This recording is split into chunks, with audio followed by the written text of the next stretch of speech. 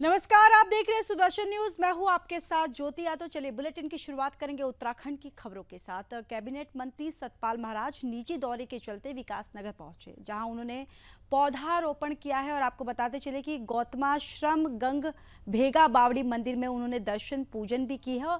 और आपको ये भी बताते चले कि गौतम आश्रम गंगभेगा बावड़ी मंदिर का ऐतिहासिक महत्व है। और ऐसा माना जाता है कि त्रेता युग में इस स्थान पर भगवान इंद्र ने छल पूर्वक गौतम ऋषि की पत्नी अहिल्याबाई को अपना बनाना चाहा था, जिसके चलते इस पूरे घटनाक्रम के चलते यहाँ अहिल्याबाई को गौतम ऋषि का श्राप जो है वो भुगतना पड़ा। तो वहीं यमुना नदी के तट पर मौजूद गौतम आश्रम के पास ही मां गंगा को एक कुंड के रूप में अवतरित होना पड़ा, जिस कुंड को आज गंग भेवा बावड़ी के रूप में जाना जाता है, जिसका पानी मां गंगा के समान पवित्र है। आपको ये भी बताते चले कि इस ऐतिहासिक और पौराणिक स्थल को पर्यटन के मानचित्र से जोड़ने की कवायद होती रही है, जिसको लेकर कैबिनेट मंत्री सतपाल महाराज का कहना है कि मंदिर समिति और स्थानीय लोगों की मांग पर मंदिर और बावड़ी के सौंदर्यकरण पर बहुउद्देश्यीय भवन का जल्द निर्माण किया जाएगा और इस स्थल को पर्यटन के मानचित्र स्थान दिया जाएगा।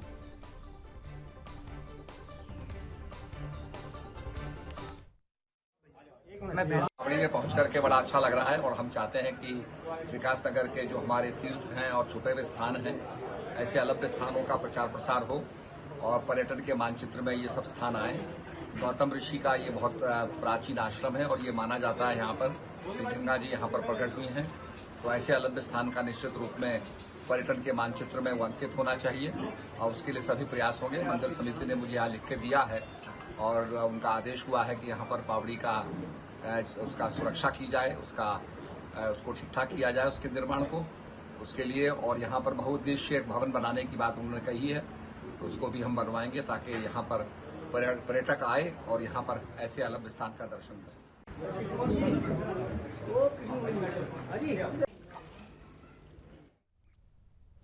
तो वहीं बांग्लादेश में हिंदुओं की हत्या, मंदिरों में तोड़फोड़ और महिलाओं के साथ दुष्कर्म की घटनाएं हो रही हैं और इसी के विरोध में विकासनगर सेलाकुई में विरोध प्रदर्शन किया गया। ये प्रदर्शन हिंदू संगठन और महिलाओं द्वारा किया गया है और इस प्रदर्शन में कामकाजी और गृहिणी महिलाएं शामिल हुई और बांग्लादेश का पुतला दहन किया गया। तख्ता पलट के बाद से वहां फैली अराजकता, हिंसा में खासकर हिंदू समाज के लोगों को निशाना बनाया जा रहा है। उनकी हत्या, उनके दुकानों, घरों को जलाने, मंदिरों में तोड़फोड़ और हिंदू महिलाओं के साथ दुष्कर्म की घटनाएं सामने आ रही हैं, जिससे पूरे विश्व का हिंदू समाज चिंतित है। लगातार बांग्लादेश के खिलाफ देश में विरोध प्रदर्शन बढ़ता जा रहा है। हिंदू संगठन और महिलाओं ने भारत सरकार से मांग करते हुए कहा कि सीएए के तहत पीड़ित बांग्लादेशी हिंदू को भारत की नागरिकता दे और हिंदुओं की सुरक्षा को सुनिश्चित करे। तो बांग्लादेश के खिलाफ देश में जो विरोध प्रदर्शन है वो लगातार बढ़ता ही जा रहा है, जहां हिंदू संगठन और महिलाओं ने विरोध प्रदर्शन किया है, जय श्री राम के नारे लगाए। यहाँ पर बांग्लादेश का पुतला भी फूंका गया है और साथ ही साथ आपको ये भी बताते चले कि बांग्लादेश में हिंदुओं पर हो रहे अत्याचार बंद हो, ऐसी उनकी मांगे हैं। उनका ये भी कहना है कि सीए के तहत पीड़ित जो है बांग्लादेशी, उनको भारत की नागरिकता दी जाए। बांग्लादेशी सरकार, हम लोग सबसे पहली बात तो हम प्रधानमंत्री जी से निवेदन करते हैं, ये जो हो रहा है इसको रोका जाए और अमन हो। जो बांग्लादेश में हो रहा है इसको रोका जाए और जो हिंदू समाज है, हिंदू को सुरक्षा दी जाए और बांग्लादेश के हिंदू वापस भारत में लाए जाए, शांति और अमन करा जाए। वहाँ की जितनी भी जनता हो उनको सुरक्षित किया जाए। भारत सरकार तो लगातार कोशिश कर रही है अपनी तरफ से, उनके साथ हम भी हैं और हम भी निरंतर कोशिश कर रहे हैं कि वहाँ पर अमन हो और हमसे जो भी सेवा बन पड़ेगी, जितना भी हिंदू समाज है और साधु समाज है, सब मोदी जी के साथ है। भारत माता की, भारत माता की, भारत माता की। अब सरकार से आपकी क्या विशेष मांगे रहने वाली है? हमारी विशेष मांगे हैं, जितने भी वहाँ लोग फंसे हुए हैं उनको सुरक्षा दी जाए। बांग्लादेशी सरकार। तो चलिए अब बात देहरादून की कर लेते हैं। देहरादून आईएसबीटी में पंजाब की एक बच्ची के साथ बस पे सामूहिक दुष्कर्म का मामला सामने आया। चाइल्ड वेलफेयर कमेटी की टीम ने जब आईएसबीटी से बच्ची का रेस्क्यू किया तो घटना का खुलासा हुआ। एसएसपी अजय सिंह ने बताया कि नाबालिग पंजाब की रहने वाली है। पुलिस ने इस घटना में 5 आरोपियों को हिरासत में लिया और पूरे मामले की जांच की जा रही है। बीते 13 अगस्त को उत्तराखंड रोडवेज के 2 कर्मचारी नाबालिग को दिल्ली कश्मीरी गेट से देहरादून लेकर आए थे, जिसके बाद बच्ची को बहला फुसलाकर देहरादून में दुष्कर्म की घटना को अंजाम दिया गया। पुलिस ने बस के कंडक्टर और ड्राइवर के साथ साथ एक कैशियर को भी हिरासत में लिया है जो इस घटना में शामिल रहे। आपको ये भी जानकारी देते चले कि आईएसबीटी पर बच्ची के साथ 13 अगस्त की शाम बदहास हालत में वो बच्ची जो है वो मिली और सहमी बच्ची ने मौके पर कुछ नहीं बताया। इसके बाद उसकी काउंसलिंग कराई गई तो घटना का खुलासा हुआ। वहीं इस मामले में बाल आयोग की अध्यक्ष गीता खन्ना ने दुख जताते हुए घटना की घोर निंदा की है। उन्होंने कहा कि देवभूमि में इस तरह की घटनाएं निंदनीय है। उन्होंने कहा कि उनकी एसएसपी से बात हुई है, सभी पहलुओं पर जांच हो रही है और बच्ची के परिजनों से भी इस बात की पूछताछ की जाएगी। उन्होंने बच्ची को अकेले कैसे और क्यों छोड़ा।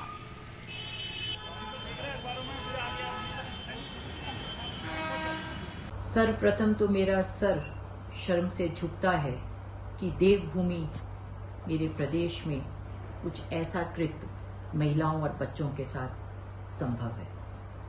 अभी हमें पता है कि उधम सिंह नगर में एक नर्स के साथ, क्योंकि वो काम करके अकेली बस घर जा रही थी और किसी ने उसको देखा, हवस का शिकार बनाया और फिर राज दबाने की दृष्टि से उसका गला घोट के झाड़ियों में फेंक दिया। ये बच्ची बस में देहरादून पहुंची और क्योंकि वो मानसिक रूप से कमजोर है, पहले ही समाज के द्वारा उपेक्षित थी, उसे समझ नहीं आ रहा था कि वो क्या करे और ऐसे में उसकी इस हालात में उसको देखकर उस पे दया या उसकी मदद के लिए आगे आने की जगह ये कर्मचारी अपने और साथियों को बुला लाया और फिर सबने मिलके उस बच्ची के साथ कुछ ऐसा करा जो नहीं होना चाहिए। कैसा समाज है ये, या हम कहाँ चले गए, ये बहुत बड़ा चिंतन का विषय है। मैं बधाई देना चाहती हूँ अपनी CWC टीम, अपनी DPO ऑफिस के सभी कर्मचारी और हमारी पुलिस विभाग को कि उन्होंने इसका संज्ञान लिया, इस पे कार्रवाई की और अब वो सब आरोपी जेल की सलाखों में हैं। मेरी आज सुबह जब SSP साहब से बात हुई तो उन्होंने बताया कि बच्ची अपने घर के द्वारा परित्यागी गई है और उसके माता पिता का देहांत हो चुका है। मैं अपने सहयोगी उत्तर प्रदेश के साथियों से भी यह केस साझा करूंगी और हम ये कोशिश करेंगे जानने की कि किन हालात में बच्ची पहले से थी या वहां उस पर किस तरह का व्यवहार हो रहा था। 12/13 मतलब आप 13 तारीख की अगस्त को ये सूचना वहाँ पर एक हमारे जो 1098 जो चाइल्ड हेल्पलाइन है उनकी 2 यूनिट काम करती है 24/7। एक रहती है आईएसबीटी पर और एक यूनिट रहती है आपकी रेलवे स्टेशन पर। तो इन यूनिट का काम ये होता है कि अगर कहीं कोई बच्चा ऐसे मिलता है, उनको काफ़ी सारे बच्चों को इस तरह जब मिल जाते हैं, कभी कोई घर से नाराज़ होकर चला जाता है, कभी कोई अपना एड्रेस नहीं बता पाता, तो इनका काम होता है कि उससे जानकारी करके और फिर उसको चाइल्ड वेलफेयर कमेटी को सामने उनको प्रस्तुत करना और अगर उसका घर बार पता चल जाता है तो उसको इन्फॉर्म करके नियमानुसार उसको हैंडओवर करते हैं। इन केस अगर नाम पता नहीं क्लियर हो पाता है और लगता है कि बच्चा नहीं बता पा रहा है तो उसको वो काउंसलिंग के लिए दौरान रखते हैं और काउंसलिंग के बाद बहुत सारे बच्चे ऐसे हैं, जो मैं भी गया भी था वहाँ पर बाल निकेतन में, तो ऐसे बच्चे रहते भी हैं जो किन्हीं कारणों से अपना नाम पता नहीं बता पाते हैं या घर नहीं पहुँच पाते हैं। तो इसी तरह की परिस्थिति में रात्रि करीब 1:30-2 के बीच में वहाँ पर जो गार्ड एक आईएसबीटी पर है, उसने एक बालिका को देखा कि वो एक उसकी दुकान पर जो मैगी की वहाँ बन रही थी दुकान पर बैठी हुई थी और इसके बाद देखा कि वहाँ एक व्यक्ति साथ में बगल में खड़ा था, उससे कुछ बातें कर रहा था। तो उसको संदिग्ध लगते हुए कि रात्रि में इस तरह बच्ची एक वहाँ पर बैठी हुई है, तो उसने वहाँ पर जो 1098 की यूनिट रहती है, उसमें एक व्यक्ति रहता है, उनको इन्फॉर्म किया। उनका नाम है श्री दिगंबर जी। तो उन्होंने इसके बाद, चूँकि महिला उसमें बच्ची थी, तो उन्होंने अपनी दूसरी यूनिट में जो दूसरी महिला काम करती है, जो आईएसबीटी पर थी, उसको कॉल करके फिर उसको वहाँ पर बुलाया। और बुलाने के बाद जो बच्ची से प्राथमिक जानकारी करी, तो वो अपना नाम पता बहुत ज़्यादा नहीं बता पा रही थी। ये बताया जो प्राथमिक जांच में उन्होंने लिखा है रिपोर्ट में, उसमें लिखा था कि पटियाला से मैं आई हूँ और मेरे माँ बाप नहीं है। तो ये रिपोर्ट में उन्होंने जो प्राइमरी रिपोर्ट होती है, उन्होंने उसको अंकित किया। और इसके बाद जो नियम होता है उनका कि थाने पर बताकर कि बच्चा मिला है और उसको हम चाइल्ड वेलफेयर के सामने प्रस्तुत करेंगे। अपना नाम पता घर का नहीं बता पा रही है ठीक से और कुछ मानसिक रूप से परेशान लग रही है, तो इसको हम वहाँ पर काउंसलिंग करके और आपको सूचित करेंगे, जो एकदम एसओपी के अनुसार था। तो चलिए आगे बढ़ते हैं। दिनेशपुर में हर साल की तरह इस साल भी शारदीय नवरात्रि के पावन पर्व पर होने वाली दुर्गा पूजा को लेकर दुर्गा मंदिर परिसर में सार्वजनिक बैठक का आयोजन किया गया, जिसमें क्षेत्र के सभी जनप्रतिनिधियों के साथ साथ सैकड़ों की संख्या में युवाओं ने भी भाग लिया। इस दौरान पूर्व अध्यक्ष ने पिछले साल का आय व्यय का जो ब्यौरा है वो प्रस्तुत किया है और उसके बाद सर्वसम्मति से दुर्गा पूजा उत्सव कमेटी का अध्यक्ष इंद्रजीत मंडल को बनाया गया है।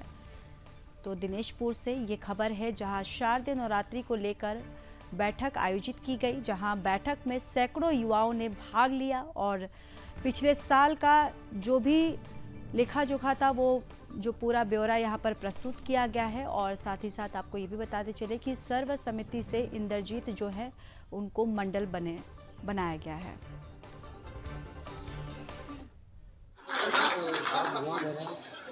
मैं बचपन से लेकर अब तक मैंने संरक्षक के माध्यम से जो भी अध्यक्ष या कमेटी निर्माण किया था, उनके साथ मैंने कंधे से कंधे मिलाकर काम किया और मैं सबका राय और सबके साथ लेकर सबके मिलकर सभी अच्छा ही काम करूंगा, क्योंकि प्रतिदिन प्रतिवर्ष एक के बाद एक जो कमेटी बनती है, उनका अनुभव उनका जो उत्सव है वो भव्यपूर्ण होता है। तो उसका मेरा थॉट मेरे अंदर है, उसका विचार है और मैं उसी शक्ति के साथ सबको मिलाकर मैं काम करूंगा।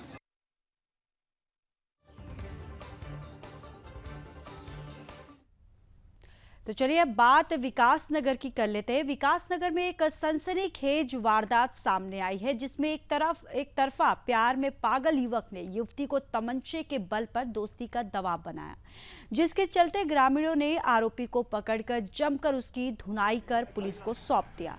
जब युवती ने टेम्पो में सवार होकर कालसी से विकासनगर की ओर जा रही थी, उसी टेम्पो में आरोपी युवक सचिन ने उसे तमंचा दिखाकर डराने की कोशिश करते हुए दबाव बनाने की कोशिश की, जिस पर युवती ने अपने परिचितों को घटना की सूचना दी। आरोप है कि इस दौरान युवती की मदद को पहुंची युवती के परिचितों पर भी युवक ने तमंचा तानने की कोशिश की, जिस पर मौके पर मौजूद ग्रामीणों ने युवक की जमकर धुनाई की है, यानी जमकर इस युवक की पिटाई की।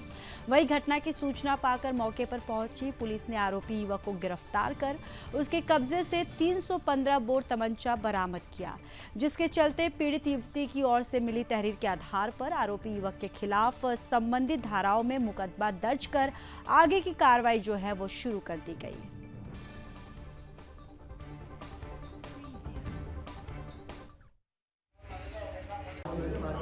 लगभग 1-2 घंटे पहले सूचना मिली थी पुलिस को कि यहाँ पर एक लड़के द्वारा किसी लड़की जिसकी शादी होने वाली थी, तो उसको किसी के द्वारा तमंचे की नोक पे डराया धमकाया गया था, जिसे कि स्थानीय पुलिस द्वारा ही स्थानीय लोगों द्वारा ही पुलिस के हवाले करके यहाँ थाने लेके आया था। इसके द्वारा बताया कि इसकी शादी होने वाली थी, शायद पहले कभी पसंद करता होगा, इस कारण की बात करने के लिए ज़बरदस्ती कर रहा था।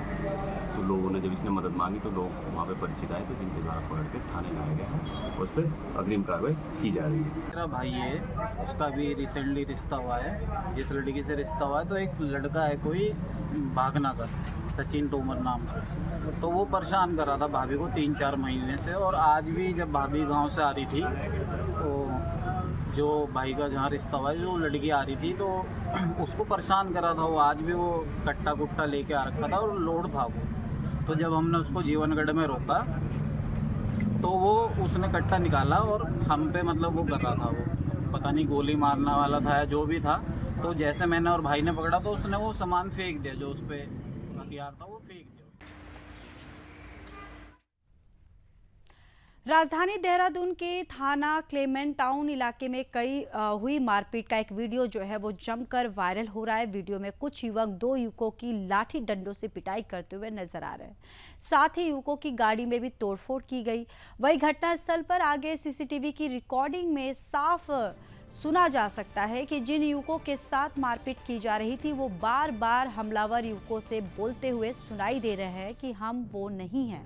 इसके बावजूद युवकों ने एक न सुनी और दोनों युवकों के साथ जमकर मारपीट की और इतना ही नहीं, सड़क से बड़ा पत्थर उठाकर युवक के सर और कार पर हमला कर दिया। वही घटना की शिकायत मिलने पर आरोपियों के खिलाफ गंभीर धाराओं में केस दर्ज कर लिया गया। मामले में एसएसपी अजय सिंह का कहना है कि मारपीट करने वाला जो ग्रुप है उसे चिन्हित कर लिया गया है और इन लड़कों ने पहले भी पटेल नगर इलाके में मारपीट की थी, जिनकी पहचान कर ली गई है और केस जो है वो दर्ज कर आरोपियों की तलाश की जा रही है। वीडियो वायरल होने के बाद पुलिस ने धाराओं में भी बढ़ोतरी कर दी है। वहीं मारपीट की वजह पुरानी रंजिश भी माना जा रहा है।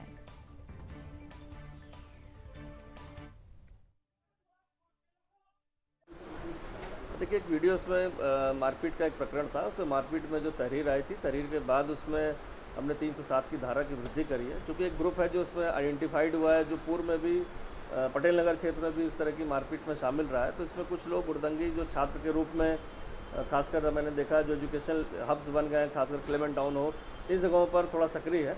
तो उनकी गिरफ्तारी और उसकी वैधानिक कार्रवाई के लिए मेरी टीम रवाना कर दी है और इस तरह की हुड़दंग को एकदम बर्दाश्त नहीं किया जाएगा। संगीन धाराओं में इसमें मुकदमे में धाराओं में वृद्धि करके टीम को लगाया गया है।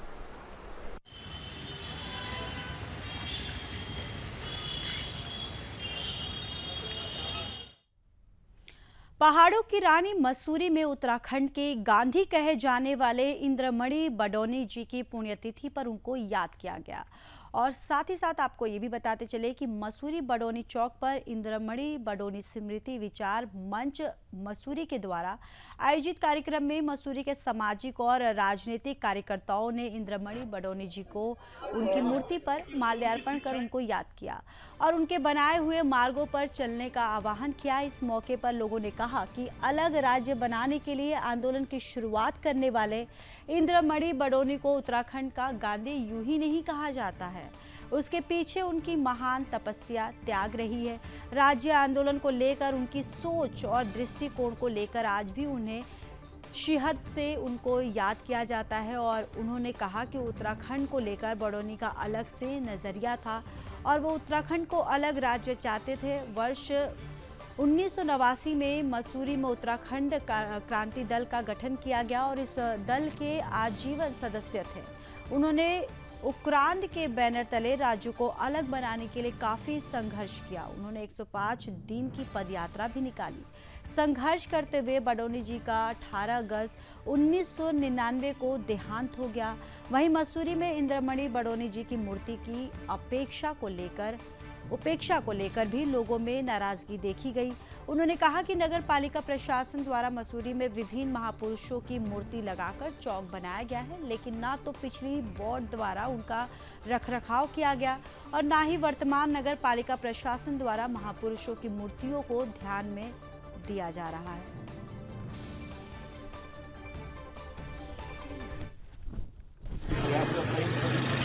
पहले आज के दिन पहाड़ के गांधी स्वर्गीय इंद्रमणि बडोनी जी की पुण्यतिथि पर उनको अपने श्रद्धासुमन अर्पित करते हैं और इस आशा और विश्वास से कि गांधी इंद्रमणि बडोनी जी एक विचार बनकर जो है पूरे राज्य के अंदर जो है अस्तित्व में आए और राज्य में अस्तित्व में आने के बाद स्वर्गीय गांधी जी ने अपने गांव अखोड़ी हिंदों से चलकर जो है इस पूरे उत्तराखंड राज्य को प्राप्ति का आंदोलन लड़ा।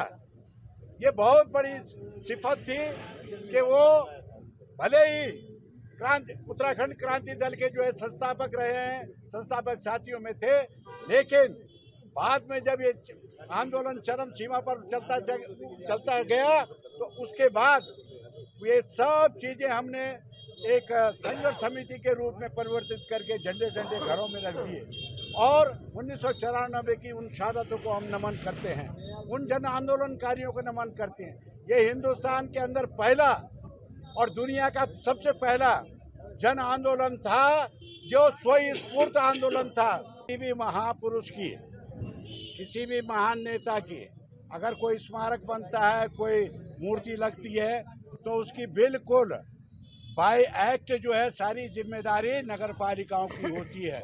नगर पालिका की नैतिक जिम्मेदारी है। आधिकारिक तौर पर जो है उनको या तो किसी स्मारक को जो है किसी चौक में लगने नहीं दें, लेकिन जब वो प्रस्ताव पारित करते हैं और प्रस्ताव पारित करने के बाद जब मूर्तियों का अनावरण करते हैं तो उसके रखरखाव की जिम्मेदारी भी नगर पालिका की है। देखिए, ये पहाड़ के गांधी हैं इंद्रमणि बड़ोनी, और इनकी मूर्ति आप यहाँ देख रहे हैं वो नीचे गिरने वाली है। कहीं उसके चारों ओर रेलिंग नहीं है, कहीं शिला। तो आज मसूरी की स्थिति के बारे में यदि मैं कहूँ तो जिस प्रकार से यहाँ के इंद्रमणि बड़ोनी, उनकी ऐसी अनदेखी जब यहाँ पे हो रही है तो इससे पता लग सकता है कि मसूरी का क्या हाल होगा, पूरी मसूरी के विकास का क्या हाल होगा। यानी कि मसूरी नगर पालिका पिछले 5 सालों में भ्रष्टाचार के लिए पूरे प्रदेश में देश में बदनाम हो गई है। लेकिन जो पैसा इन महापुरुषों की मूर्ति में लगना चाहिए था, जहां पर यहाँ पे लाखों टूरिस्ट आते हैं, पूरे देश विदेश से आते हैं, वो देखते हैं मूर्ति किसी खड़ी होगी, यहाँ पर कौन होगा ये आदमी, तो उनके बारे में एक शिलापट यहाँ पर नहीं है। इससे बड़ी इससे बड़ी निंदा क्या हो सकती है। और जहाँ तक प्रशासक की बात है, नगर पालिका प्रशासक जब बिठाते हैं तो वो ड्यूटियाँ भी उनकी होनी चाहिए, केवल कुर्सी तोड़ने के लिए बैठते यहाँ पर। आए, कुर्सी तोड़े, ऑर्डर किए और चले गए, इसलिए नहीं है। मेरा साफ मानना यह है कि हमारे प्रदेश सरकारों को एक ऐसा भी नियम पास करना पड़ेगा कि जो आगे से हो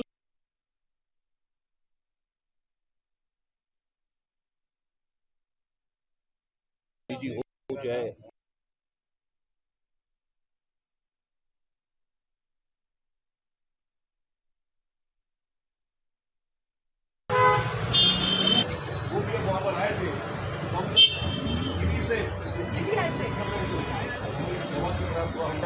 अपनी कुर्बानी दे, चाहे गांधी जी हो चाहे कोई भी व्यक्ति हो, पहले तो सत्य कहा है कि पहले तो लगनी नहीं चाहिए, और जब लगी है तो उसका रख रखाव भी होना चाहिए, वो नगर पालिका को करना चाहिए। मैंने तो 15 अगस्त को भी विरोध किया था कि गांधी जी के नीचे हम बैठक कर रहे हैं, स्वतंत्रता दिवस को मना रहे हैं, और उस गांधी जी को जो उनकी आदम कद वहाँ पर मूर्ति लगी हुई, उसकी स्थिति देखो।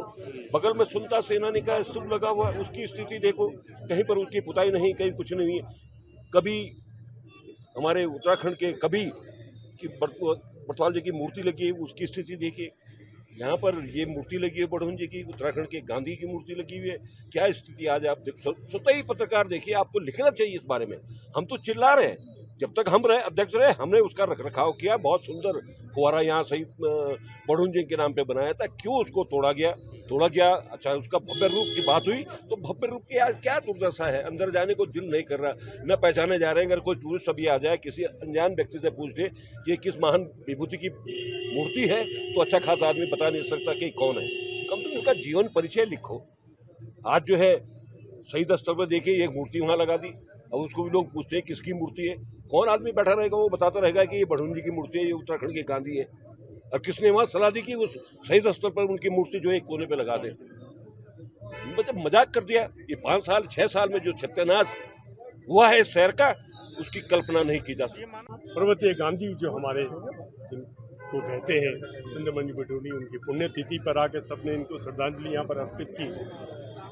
पूर्व वक्ताओं ने जिस तरीके का कहा है कि जो हमारे स्वतंत्रता सेनानी हैं, महान विभूतियाँ हैं, जिनकी मूर्तियाँ लगी हैं, हमारे प्रधानमंत्री ने मोदी जी के द्वारा भी यही निर्देश स्पष्ट किए गए हैं कि जो भी महान विभूतियाँ हैं, स्वतंत्रता सेनानी हैं, उनके जो शिलापट हैं, उनकी जो मूर्तियाँ हैं, उनका रख रखाव जो वहाँ का स्थानीय प्रशासन है वो करेगा। मगर दुर्भाग्य है इस बात का कि आज चाहे आप गांधी चौक से लेके लंडौर तक चले जाओ, जहाँ भी हमारे स्वतंत्रता सेनानियों की कोई मूर्तियाँ लगी हैं या शिलापट लगे हैं, कहीं पर भी। अभी एक झील में भी एक अभी प्रकरण मैंने अभी बीच में उठाया था कि वहाँ पर भी कहाँ डाल दिए गए, उद्घाटन हो जाते हैं, मालाएँ चढ़ जाती हैं, उसके बाद सब भूल जाते हैं इस बात को। जितने भी हम लोग हैं, हम कई बार इस बात के लिए कह चुके हैं कि ऐसी उनका मूर्तियों का रख रखाव होना चाहिए, उनकी यादगार होनी चाहिए, उनके शिलापट होने चाहिए, उस पर लिखा होना चाहिए कि इन्होंने क्या किया, ये कौन है, क्या है। अब यहाँ पर इंद्रमणि बडोनी जी का वो दे रखा है, न लाइट की व्यवस्था है, न कहीं शिलापट है, न कहीं उनकी इतिहास कहीं उनका लिखा हुआ है। तो ये बड़ी दुर्भाग्य की बात है। आज जैसे प्रशासक बैठे हैं तो उनको आज मेंबरों की भी जरूरत नहीं है, आज अध्यक्ष की भी जरूरत नहीं है। वो चाहें तो एक अपने उससे एक ये, क्योंकि ये हमारे इतिहास की धरोहर है, इसके लिए उन्हें कहीं किसी की इजाजत लेनी। तो चलिए खबरों में आगे बढ़ते हैं। प्रखर राष्ट्रवादी चिंतक, पत्रकार और राष्ट्रीय स्वयंसेवक के वरिष्ठ प्रचारक रहे स्वर्गीय भानु प्रताप शुक्ल की 19वीं पुण्यतिथि पर विकासनगर के द इंडियन पब्लिक स्कूल राजावाल में पंडित भानु प्रताप शुक्ल राष्ट्रीय स्तर पर आशु निबंध लेखन और आशु भाषण प्रतियोगिता का आयोजन किया गया, जिसमें प्रदेश के प्रतिष्ठित स्कूलों से आए छात्र छात्राओं ने प्रतियोगिता में हिस्सा लिया है। इस मौके पर छात्र छात्राओं ने विभिन्न विषयों पर अपने भाषण और निबंध के जरिए देश की स्थिति और सोशल मीडिया, पलायन, महिला और बालिका सहित कई गंभीर विषयों पर अपने विचार रखे हैं। प्रतियोगिता के बाद विजयी प्रतिभागियों को पुरस्कृत भी किया गया है। इस दौरान कार्यक्रम में बतौर विशिष्ट अतिथि मौजूद प्रख्यात कवि और लेखक बुद्धिनाथ मिश्र ने कहा कि इस तरह के आयोजनों से बच्चों में ज्ञान के साथ साथ समाज की भी जानकारी मिलती है, जिसके लिए ये स्कूल लगातार प्रयास कर रहा है।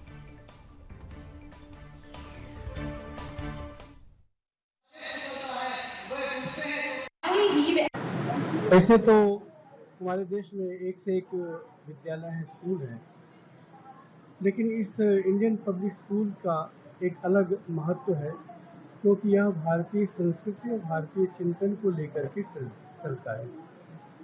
इसके जो संस्थापक हैं माननीय R.K. सिन्हा जी, वो बच्चों में भारतीय संस्कार जोड़ने के लिए ज़्यादा उत्सुक हैं और यही स्कूल को अन्य स्कूलों से अलग कर देता है। आज की जो ये प्रतियोगिता थी वो अपने ढंग की है, क्योंकि भानु प्रताप शुक्ल हिंदी पत्रकारिता के एक प्रखर पुरुष माने जाते हैं। हिंदी पत्रकारिता में जो दो नाम बड़े महत्वपूर्ण हैं, एक तो परारकर जी का, जो कि जिनको भीष्म पितामह माना जाता है, और दूसरे जो हैं वो भानु प्रताप शुक्ल थे, जिन्होंने कि भारतीय चिंतन को और समय के जो सत्ता है उसको भारतीय जो परिवेश है, भारतीय पृष्ठभूमि है, उससे जोड़ने का बहुत बड़ा प्रयास किया। फिलहाल इस बुलेटिन में इतना ही। बाकी देश और दुनिया की तमाम बड़ी खबरों के लिए देखते रहिए सुदर्शन न्यूज़। जय हिंद।